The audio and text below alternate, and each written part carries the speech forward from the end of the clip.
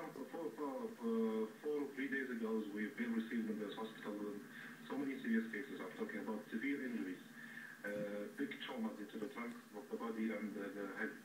We have severe bleeding and also some odd type of wounds that is caused by some big ashes.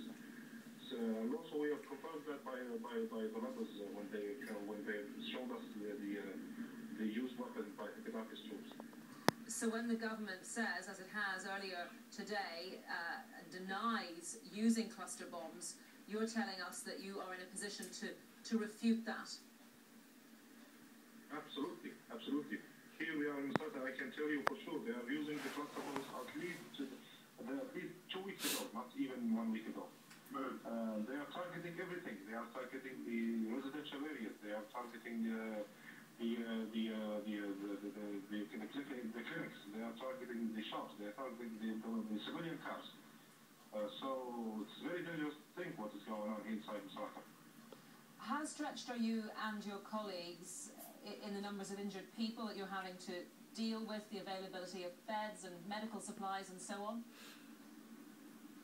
Well, it's quite grim actually. We're trying our best to keep up with the daily incoming injuries and casualties that are happening every day. Brutal and fierce attack by the Gaddafi's troops and battalions.